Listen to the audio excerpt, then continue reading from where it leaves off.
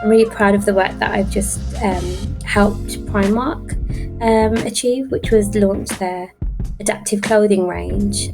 There are more clothes for animals than there are for people with your disability. All the things that people told me were my biggest weaknesses or the reasons I wasn't getting the things that I wanted to achieve, actually, they're my biggest strengths.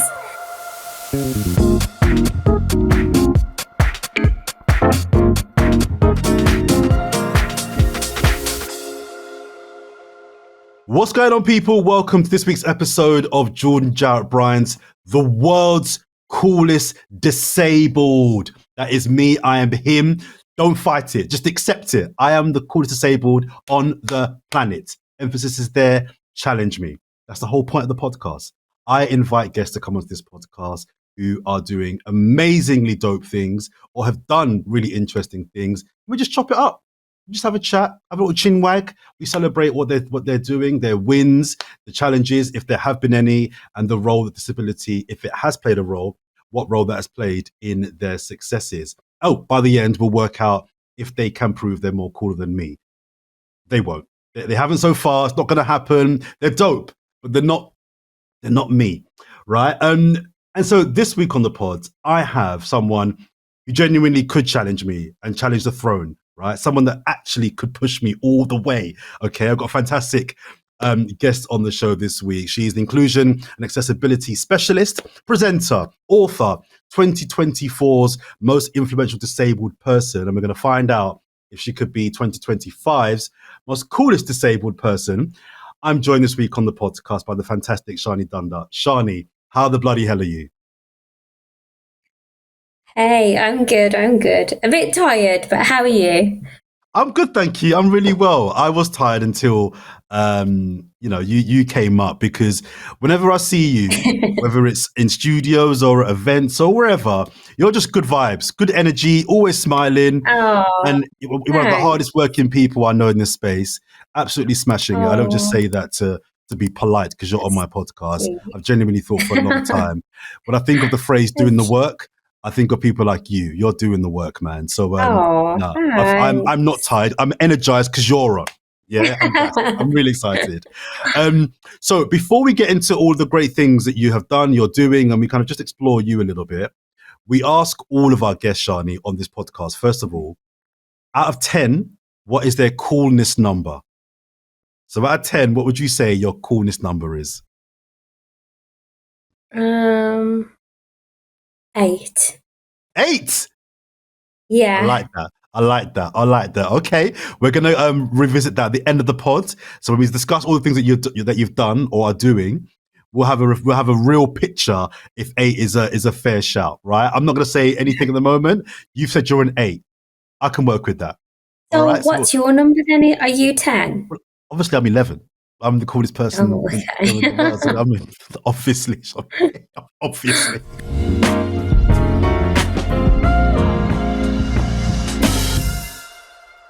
Can we start off, Shani, by talking about the fact that this might seem a bit random, but I was watching Eastenders recently because I've got back into it. They're doing these kind of retrospective episodes, right? I've not seen it for like 20 years. And it's really, really good. This kind of like the Mitchells in the late 70s growing up. It's really, really cool. They've done it really, really well. And then I remembered that you was on it. You were on EastEnders at one point. So before we get into all the kind of deep, important stuff, I want to just explore that a little bit. How did that come about? And what was that like? Because that's pretty cool. It is so cool, and EastEnders is my favourite programme ever. It's my 30 minutes of escapism. You know, because when you live a very busy life, and I love it, I look forward to it. Look, I've been to a lot of countries, over 40 countries. Wherever I am, I'm watching EastEnders. You don't miss it. I'll get the VPN. I will do what I need to do. I'll buy the internet. I'll buy the SIM, whatever. It doesn't matter. I need to watch EastEnders. Part of my routine. So I've been obsessed with it, and I had the opportunity to audition for a role. I'm not an actress, but I was like, oh my gosh, I really want to go and hang out in Albert Square. Wouldn't that be cool? Yeah. So I auditioned for this role as an estate agent and never thought in a million years I would get it. And I got it. And then I was like, oh, okay, now I have to actually learn the lines and You got to do the work. go there and do it. And I just wanted to go there and fangirl, from being honest, and be like, oh, there's the gap. But oh my God, they make it look so easy and it's hard. It's Really? hard. So, what was really amazing, the recording date turned out to be my birthday. No way. So I was like, this is an amazing day for me. But it was during like just after lockdown had like lifted a little bit. So I had a bit of a different experience than I would have if we weren't in that time. But I still really loved it, and yeah, you just learn, or like how they make it happen. And the sets are really small and they Yeah. use really Yeah. wide angle lenses and cameras, and it's so much like magic. I was just in I awe. want the tea. What's the tea? I want the goss. What's it really saying? What's happening back there? Who's a wanker? Who's unsurprisingly nice? Come on. I want the tea. Oh, well, my scene, so it was part of a big storyline. And it was Cherie and Diane. I don't know if you know them. I remember. Yeah. Patrick, one of Patrick's previous wives, Yes. she was Yes. trying to Yeah. sell the house out from underneath the family, and I was the estate agent.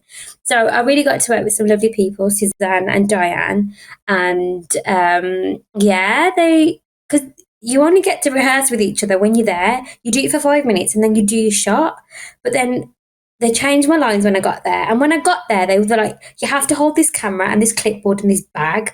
And I was like, and you have to stop here and do this bit here. It was so much to do. But I learned so much. But when I look back at it, I think I smashed it, You did smash it. You did smash it. You did. Any more roles coming your way? Suiting you, Corrie, Emmerdale, the still going? Nah, I Hollyoaks? only love No. Eastenders. But in a nice turn of events, I now consult for Eastenders on their storylines that include anything to do with disability representation, and they have a Sikh Amazing. Punjabi family. So yeah, I now sometimes get to know what's going to happen beforehand, Before. and I get to So shape let's just what stick. that looks like. I was going to say, so let's stick on that for a second then. So that was obviously amazingly fun. That's not your real job. That was just an opportunity that came up and you smashed it. Yeah. But because of that, so did you kind of pitch and say, hey, you guys could do this, this, and this, and I could do this for you? Or did they approach you and ask you, how did this role you've now got with them come about? So a few years ago, the BBC celebrated its 100th anniversary, and I was lucky enough to be invited to that event. And it was like everyone was there. People from EastEnders, the cast and the crew, the producer, just anyone you'd seen on EastEnders, on the BBC ever was there. I was starstruck. And obviously, so I recognised a few people, and I just got chatting to the exec producer, and I was like, in all the time I've watched EastEnders, I think I have been the only disabled person of colour that I've seen on the show. And he was like, oh, you might be right. Obviously, I can't be certain. I'm not going to go back in the archives and have a look. But, in my memory, I think I have been. And then we just got chatting, and he was like, understood what I did more about work. And then I just followed up after. And then, yeah, one thing kind of led to another. So I didn't pitch, but because of, I guess a lot of my work is doing that in different sectors, it was a really natural fit. Yes, yeah. And I guess I just kept like telling them how much I was obsessed with it and I loved it. And I'm not going anywhere until you give me a job. Literally, but what I think what's good is they've got someone that genuinely likes the show and can bring a skill that they needed. So why not? I'd say yes too. That's amazing.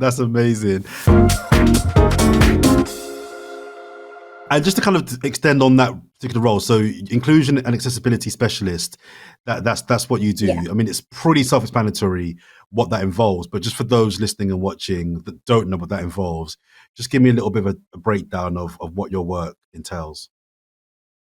Yeah, so I run my own consultancy. So I partner with different businesses and brands across all different like sectors and industries, and I help them. With what they're trying to achieve in terms of inclusion or accessibility, and that can be lots of different things. Sometimes it can be boring things like policies and Mm, procedures and things like that, but sometimes it can be really fun things as well. Like I'm really proud of the work that I've just helped Primark achieve, which was launch their adaptive clothing range. And while I we'll didn't come to design the that. clothes, that was Victoria Jenkins. I kind of helped with everything around it and the launch and a lot of what you see and how it's come to life. I love that. Well, as we're on that, because that is the most recent thing that I've seen that you've done that was so dope.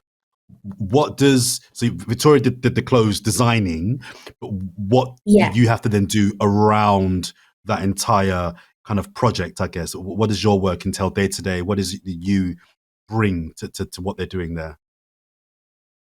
So I was first asked to help with the launch of their adaptive women's underwear collection. So that the products were all ready. They just wanted a bit of help with the launch. And, you know, when you're launching to a new customer segment, you perhaps, need to do things a bit differently, or that there are just certain things that you need to be more considerate of if you've never specifically marketed to that consumer group before. And the last thing I think any brand would want disabled people to feel is that they're just being sold to. So it was things like language, really helping teams to understand disability, disabled people, our lives, Hmm. extra costs, clothes, the relationship that we have with clothes, the impact that all that makes.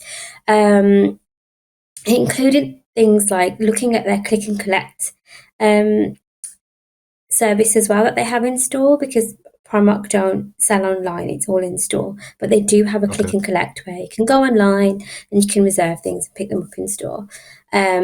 So, making sure that touch point was accessible. So, in a nutshell, it's making sure that, if we're going to bring something to the market, can everyone access it in the way that they should be able to? And when people ask me, it's so hard because it includes so many So different many things. things. Wow. But so yeah, it's a bit of everything really, but I absolutely loved it. And it looked like it was a massive success. And why do you think that more clothing high street brands? I mean, I'm going to get Victoria on the pod, so I'll go into the detail with the actual clothes with her. But just more generally, why do you think more high street shops don't adapt their clothing for people who have disabilities, and who don't, who aren't the regular sized people out there that Mm. consume clothes?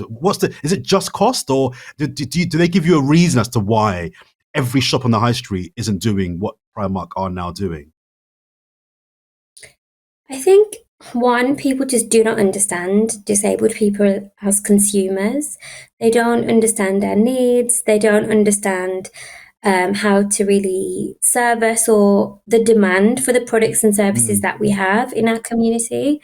And so, if you don't understand that, you're not going to care about it either. So, those two things kind of go hand in hand. And especially with retail and fashion, every inch of space on the high street is has a commercial um, price attached to it. So whatever you are mhm. choosing to put on that floor has to sell. So if there's any doubt in anybody's mind that something won't, they're not going to want to invest in it, are they? It's it's not just um, you know, getting the clothes manufactured. It's research, it's design, it's testing, it's focus group. There's so much that goes into it, Mhm. and it is a massive investment. So I think there's a lot of misconception, and I just think because disabled people are in those decision making positions that Mhm. we don't have the things that we need, not only in the fashion industry but any other industry as Beyond well. that, So yeah. it's a lot. It's a mix of different things. But when plus size clothing came onto the market, that got a massive pushback. And then slowly, when one store did it, and then others saw that actually this is a good thing to do, more and more did it. it's the norm now. So I'm really Yeah. hoping that that will be the same with adaptive. Do you mind just telling me what it's like for you shopping and buying clothes? You know, how do you, what is your experience of shopping and just buying the clothes that you want to buy? It's really stressful. So I have a short stature. I'm the height of a 4-year-old, but I've got a woman's body. I've got a bum. I've got boobs. So I can't wear kids' clothes. That's what a lot of people assume. And so I can't ever go into a shop and buy and wear clothes. I have to get everything tailored. And that's one thing, but then it affects the type of things I can buy. I often feel that I'm in the position where I have to choose certain things because they will work best, not really because I want to wear them. Mm-hmm. And for me, clothing is a massive extension of my personality, but I feel like it limits me so much, especially being South Asian. Like, my culture is so vibrant.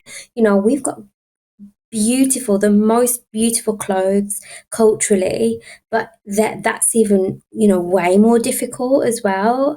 And then the cost comes into it. It's so expensive. You know, I'm buying something that I'm paying someone to cut half of it off.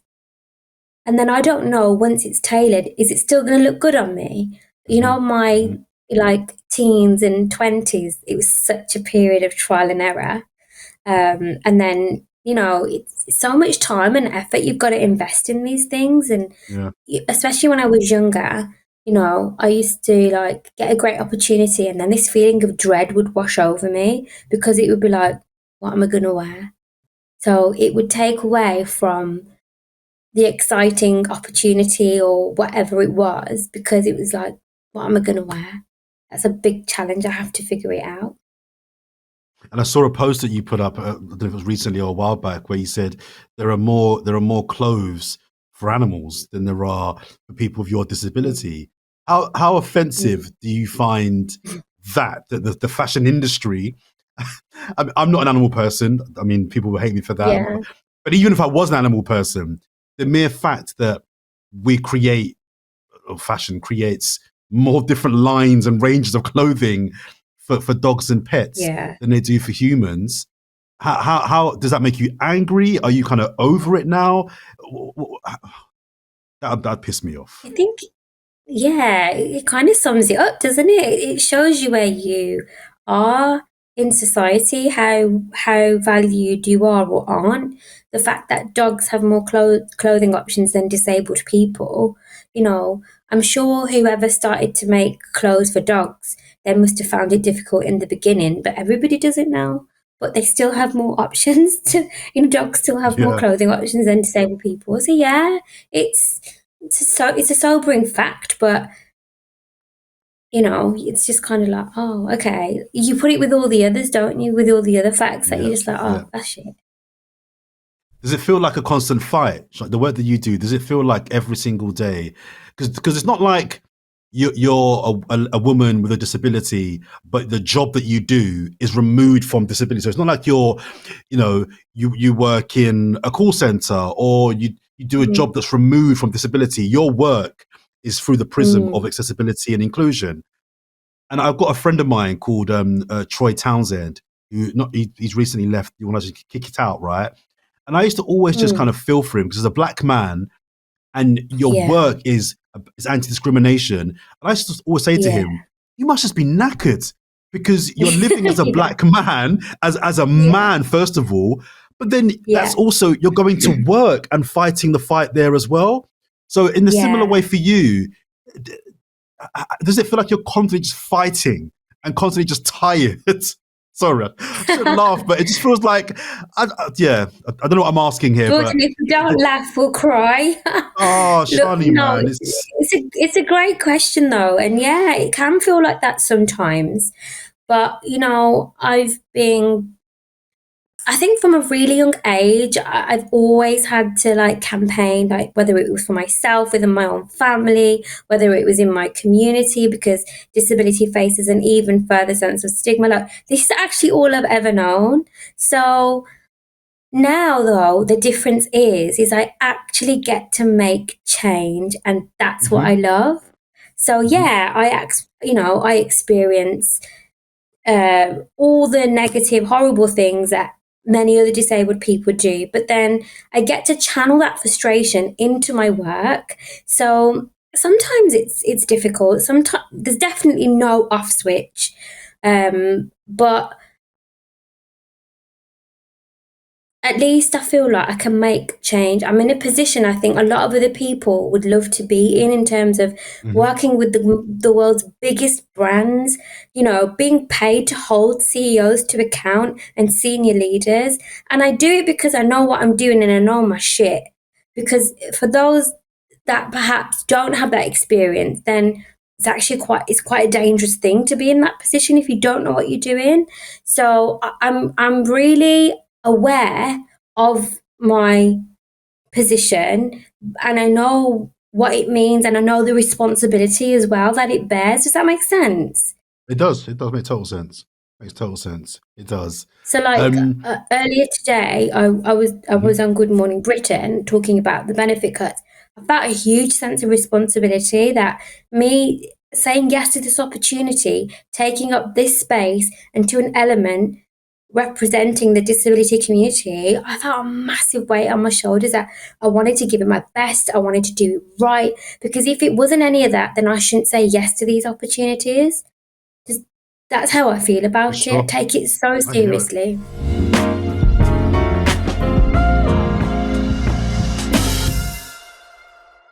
Not so much now, maybe, but in the Black community, there are massive stigmas and misconceptions about disability, and various conditions that lead to really horrific ends. Right?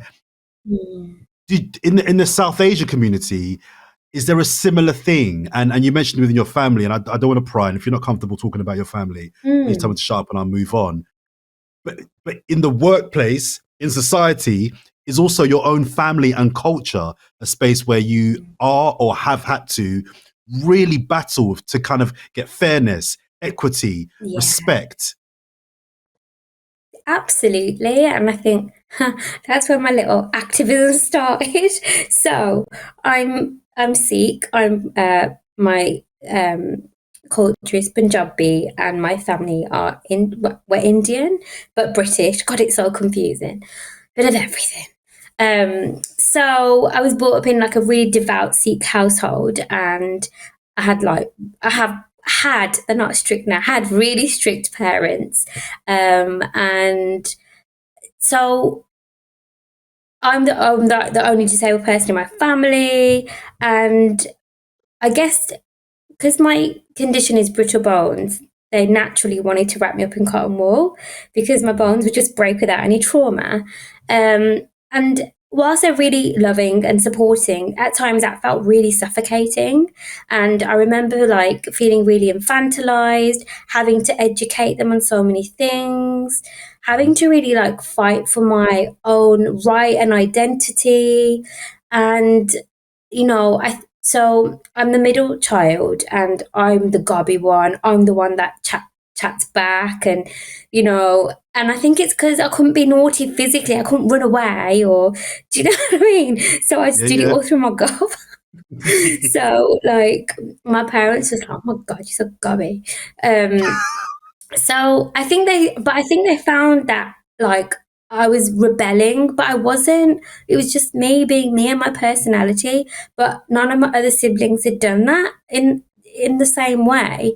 But I guess that was my only way. Does that make sense? So It does. but then added to that was culturally what I was and wasn't allowed to do as a Punjabi girl, as a South Asian girl or woman. So there was a lot there going on, and sometimes I didn't know whether am I being treated like this because of my disability, because I'm a girl. You know, that was within my own culture and community. And then I guess more broadly in my community, everyone just had really low expectations of me. And that really pissed me off because I went to a special needs primary school and that puts a label on you. Like, I loved it, but when I went to a mainstream secondary school, that's when I realised I probably didn't need to go there. But yeah, like I remember like when I learned how to drive or when I went off to college, like people were falling off their chair in amazement. And that's when I realized like, wow, like you thought that low of me. Like Oh, the I bar think was low. I think it upset me. Yeah, I think it upset me that they knew me, they've seen me grow up, they know my personality. It's like, why wouldn't you want that for me? Why wouldn't you think I would want that for myself? I Mm-hmm. think that's what annoyed me the most. So it definitely gave me something to prove. I was like, I'm gonna show you. And that's Yeah, where I it love that, started. man. Why is it important to you to show up as a proud British Asian in not only Shani, the person, but even in your work? Mm. I think so, like between the ages of like 16 and my mid 20s, like when you're transitioning from education into work, into like just making your way in the world, learning how to drive, and all those big moments, like each one of those was a massive challenge for me. Everything was much harder than it needed to be, either because of the system, either because of my parents were really strict, or loads of different things. And I really struggled and felt a lot of conflict with all of it. Like, I didn't know how to navigate my disability identity with my ethnic identity, with my religious identity. And, if you'd met the 20-year-old version of me, I hated anything to do with my disability identity. But look at me now. And that was because I learned about the social model of disability. That really changed things for me.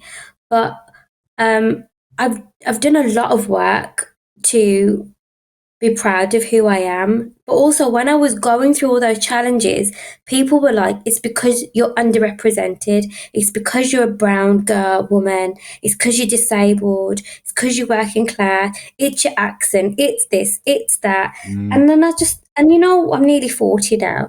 And now it's only lately I've realized that all the things that people told me were my biggest weaknesses or the reasons I wasn't getting the things that I wanted to achieve, actually, they're my biggest strengths. They make me who I am, and I should be proud of that. Why do I want to spend my whole life hating on parts of my identity? That's draining. I don't want to be that. I don't want to choose that. And so I did the work. It took, I'm still doing the work, still not easy. I guess at different ages, there are different challenges, but yeah, but I'm a really proud Punjabi woman. My religion, Sikhism, has shaped my values, who I am. And then I guess from my work perspective, like I bring such a unique insight. I have so much visible intersectionality. My work is from a lens that is very anti-oppressive. That makes me very unique in my offer. So people want to work with me as a result of that too. I love that. I love that.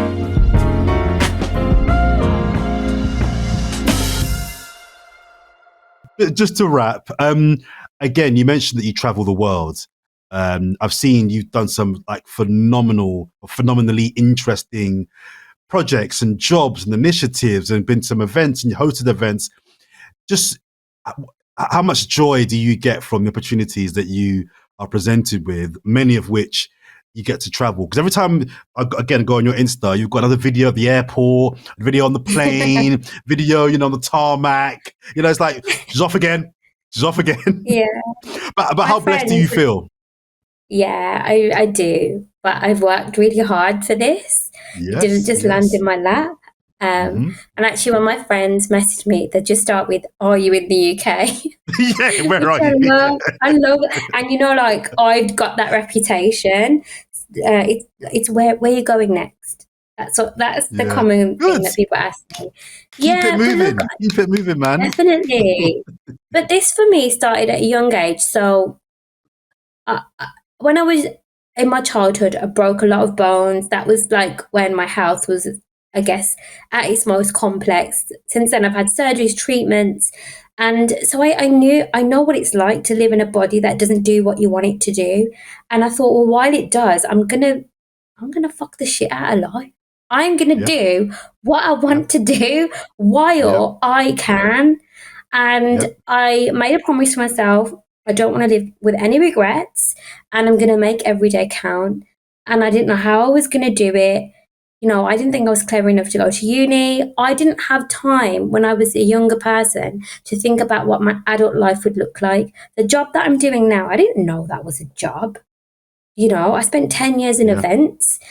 So yeah, like I absolutely love it, but I know how much I've dreamed about this, how much I've worked for this, how much I've put myself out of my comfort zone, left my hometown, my family. You know, I'm the first woman in my family to move out that didn't move out because they got married. I'm the first woman in my family that is independent and does what she wants and makes her own money and, you know, just what she wants. I love that for me. So Super dope. I'm gonna live it up, man. Do it. I love this, man. On this podcast, Shani, we wrap up by asking the same question to everybody. What is the thickest, stupidest, dumbest, most offensive question you've ever been asked in relation to your disability? When strangers come up and ask me what my life expectancy is. Wow. Yeah. Wow. And I just don't know why. Like, obviously, I don't know. But if I did know, or let's say I did have a terminal illness, like, what are you going to do with that information? And why is it any of your business? Yeah. Damn nosy. What is your life expectancy? That's so rude. I think That's just it so is really offensive. rude. But I think their brain goes, oh, she's short. She's going to live as long as tall people. I think. I don't know. But, like, why would Because you tall ever people ask live anyone? like forever, don't they? Apparently. Yeah, I think that's the most bizarre question. Yikes. We've had some, equally crazy ones as well. Listen, Shani, I think you're super cool. You are also the current chair of the Disability Journalism Forum. I had the honor of doing it a couple of years ago. The time of recording, this is a week before this year's one. You're doing a great job. I'm hearing good things. Looking forward to being there. And I know the disability journalists who have disabilities that I know speak to are very, very excited about the event and very grateful and thankful we've kept this thing going. So as a person at the helm of it this year, I pass on that gratitude to your good self, and I will definitely see you there. So at the start, you said you were an 8 out of 10, didn't you? Was it an 8? You said 8, right? Yeah. Okay. So, you've been on EastEnders, traveling the world for your job. Fashion is super dope. Effort attitude, let's get it done. I'm more than down with that. Independent, doing your thing, not waiting for anybody else. I think we're looking at a 9. I think we're looking at a 9, wow. Shani. I think we're looking at a 9. I think we're looking at a 9. Not a 10. Well, if there's a 10, then there'll be no podcast. Then you can't have two greatest or coolest. Not me. All right? I'll be our business. All right. I'll take the 9. Take the 9. All right. I think you're super cool. I think you're amazing. As I said, I rate people that are doing the work. You're not lazy. You're not moaning and complaining. You're doing the work and making an impact for so many people that can't or don't have the platform that you do. You're out there swinging and beating up people metaphorically on their behalf. So I rate you the highest. And thank you. Thank you so much for coming on my podcast. It's been an absolute honor to speak to you on the pod. Please go and check out Shani's socials. She's posting a video 4 times a day, so there's plenty on there to go and see where she's flying to and what she's up to. If you haven't already subscribed to this podcast, please do so. Slap the subscribe button, give us a follow, whack in the WhatsApp groups, share, and we'll see you next time. Love.